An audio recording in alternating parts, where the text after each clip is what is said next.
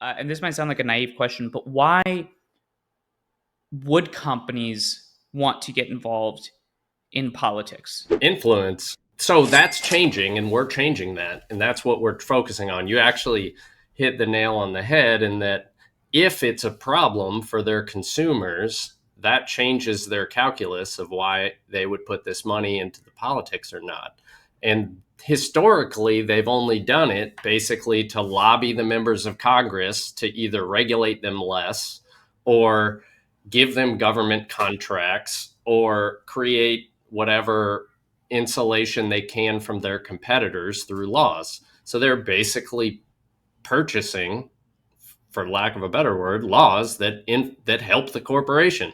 And it's makes sense if you're the corporation and you're the shareholders and you're the CEO, you should be doing that because that's now legal, right? And it's an avenue for you to do it. But when they've been doing that for the last 30, 40, 50 years, very, very few people have paid attention in any detail when they spend their money.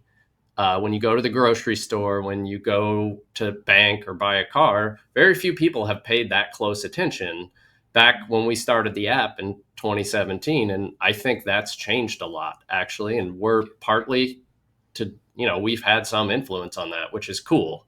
It's not fixed, though. We need more people. So, what is the app that you designed as your solution to money in politics, and what is it called? Goods unite us. We also are on TikTok. Got a lot of followers and I do some silly TikToks. I'd love to see that one day. I'll check it out right after. You should. It's pretty funny. We do some funny things. Yeah, Goods unite us. We've had The kids have really taken over when a partner at a law firm is spending his time making TikTok videos. exactly. I'm definitely unique in that regard. The beauty of TikTok as a law firm partner is nobody else in the law firm is on TikTok. So nobody knows I'm making TikTok videos. But Well, now they'll know. Now they'll yeah, know. now they know So, maybe. so, but tell me, so the app and what the solution is. Yeah, so the app makes it easy to shop according to your politics. In other words, to pay attention to who you're spending money with. Maybe it's, for example, Angel Soft toilet paper. Most people don't know that's owned by the Koch brothers. Do you want to have Angel Soft toilet paper if you're a Democrat? And Apple is super progressive and democratic. Maybe if you're a Republican, you don't want to buy an iPhone, you want to buy an Android because they're more in line. Google's actually not, but um, I think they make Android, or is that Samsung? I can't remember. Anyway, the app is super easy. It's free, and we have 5,000 or more brands and companies. And what we've done, and so there's a nonprofit called Open Secrets, which is great and been around since 1981, and they've been trying to out money in politics. But the problem is, it wasn't super usable by everyday people for shopping and easy access. And what we figured out is what you need to do is look at the whole corporate chain all the way up and down, who owns who, what brands do they own, aggregate all that money and figure out what the political impact is. And so that's what the apps do for you for free. Hmm. Now we recently implemented a new, I think this is even cooler feature, which is people have been weirded out about. A lot of people get weirded out about Democrat, Republican. They just don't feel comfortable identifying with one or the other. And so, and they get weirded out by the divisiveness of Democrat, Republican, which I get. And so, what we've done is actually now we track the money from the company to the politicians and map the politicians' voting records on 16 issues.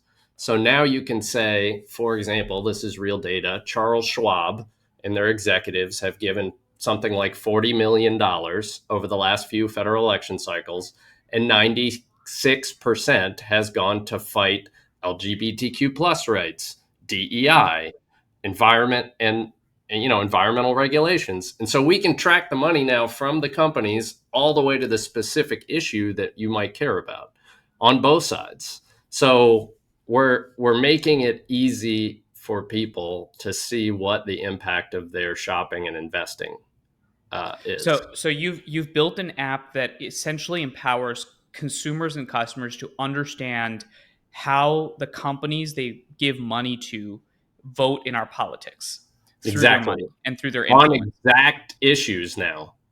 So, what is this might be a reductive question, but out of curiosity, do you have any idea of what the most Republican company is and what the most Democratic company is based on how they're spending money in politics?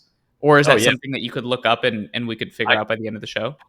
for sure. That's easy. I can look that up. I have a high powered. So our more our premium version, which does cost $19 a month.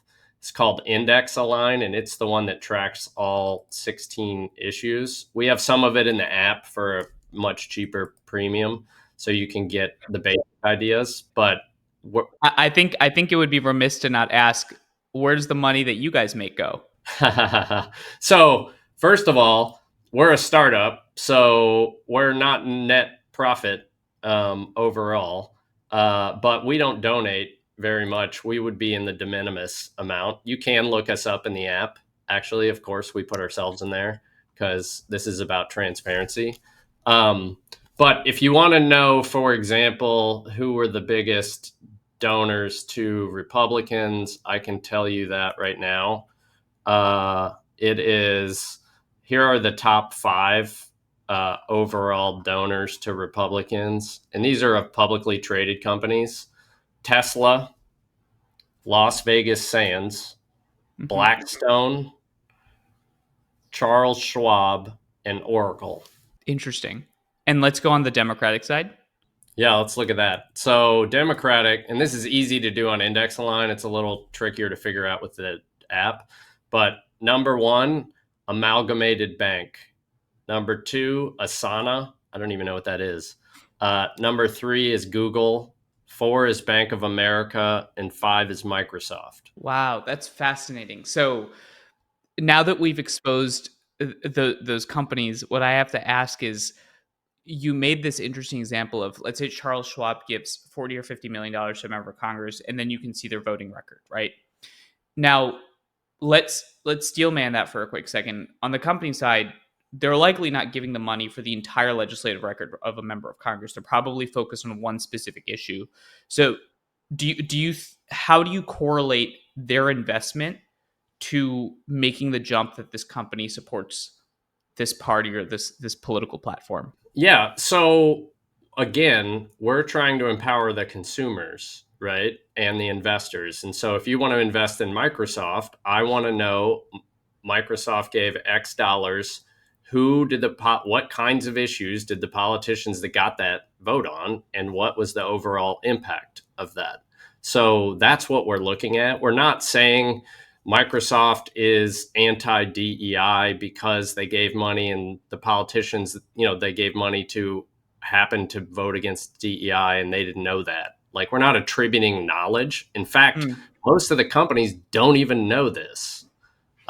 They probably haven't. I mean, they know what they're giving their PAC money to, and most people know the politics of the executives of the company that work there. And that's actually a funny thing. We get a lot of comments from people who work at companies, and they look it up, and they're always like, "Oh yeah, that makes sense."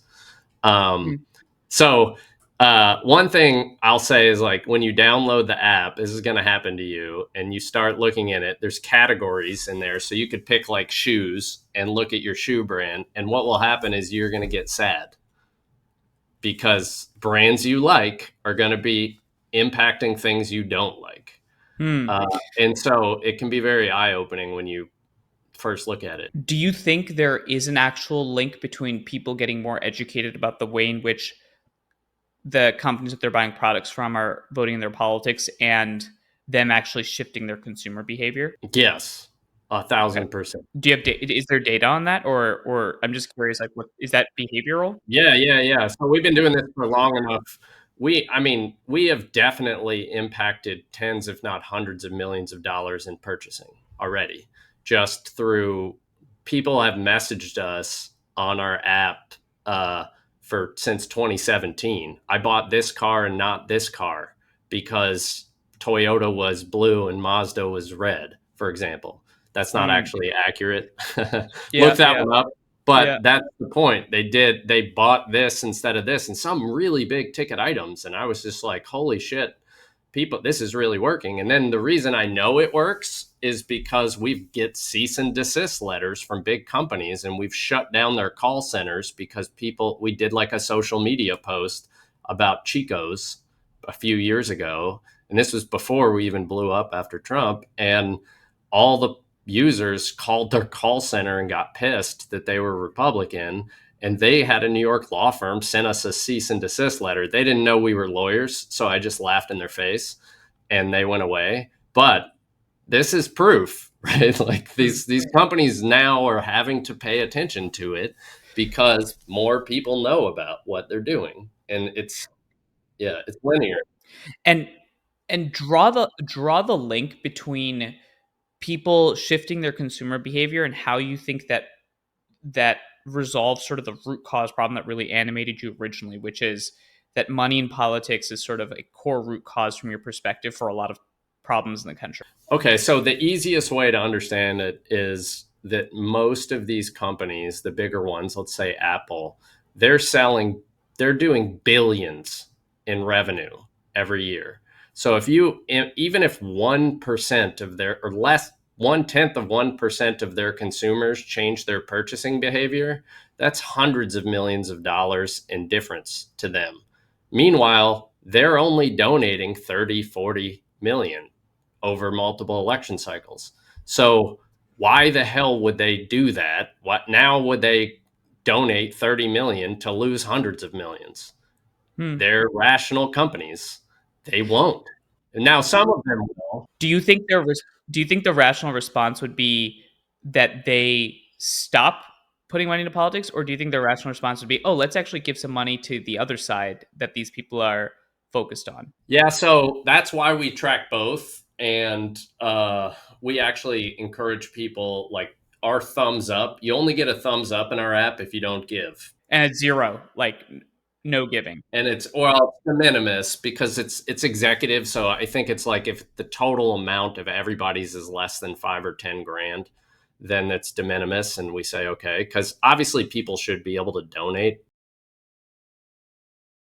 if that's what's allowed. That's not really what we're looking for. We're looking for outsized influence.